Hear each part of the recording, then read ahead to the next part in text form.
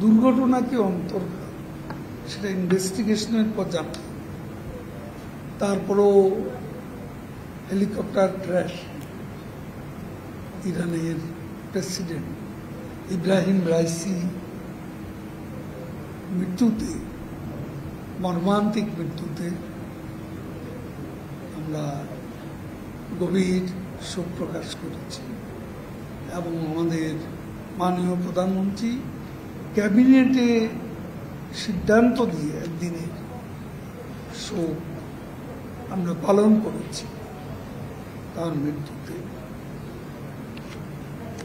আমি সাংবাদিকদের প্রশ্নের জবাবে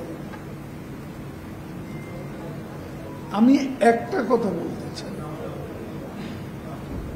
যে বাংলাদেশের ইতিহাসে মীমাংসিত বিষয়গুলো নিয়ে যারা এখনো বিতর্ক করে, যারা এদেশের মুক্তিযুদ্ধের ইতিহাসকে বিকৃত করে, যারা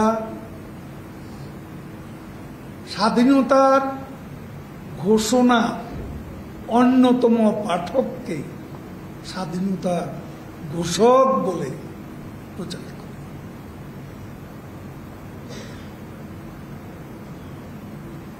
আমি একটা প্রশ্ন করেছিলাম, 15ই আগস্টের সঙ্গে যদি জিয়াউর রহমান জড়িত না থাকে তাহলে কিলাতে নিরাপদে বিদেশে কে পাঠিয়েছে? আমি ফখরুলের কাছে জবাবটা, মির্জা ফখরুলের কাছে জানতে চেয়েছি এবং বিভিন্ন দূতাবাসে বাংলাদেশে খুনিদেরকে চাকরি দিয়েছে।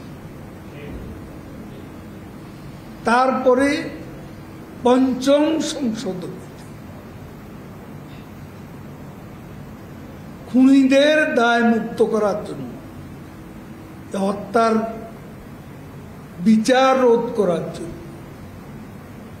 জিয়াউর রহমান পঞ্চম সংশোধনী এনে সংবিধানের আইনে খুনিদের বিচার, কেন তিনি সেটা করতে গেলেন? এ প্রশ্নের জবাব পাই। এখন মেজর হাফিজ বড় বড় কথা বলে, তো আপনাদের ক্রিয়াঙ্গনের সাথে জড়িত ছিলেন।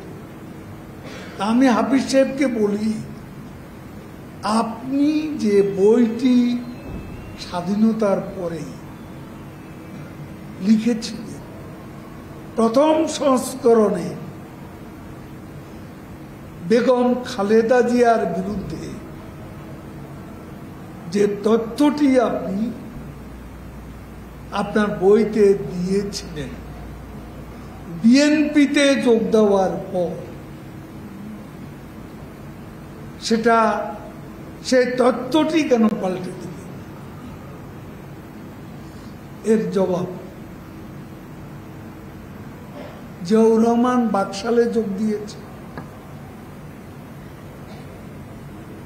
স্বাভাবিকভাবে, সেনাপ্রধান বাকশালে যোগ দেওয়া সঠিক ব্যক্তি, কিন্তু উপপ্রধান, তখন যে সামরিক বাহিনী উপপ্রধান কিন্তু বাকশালে যোগ দেওয়ার উপযুক্ত ছিলেন।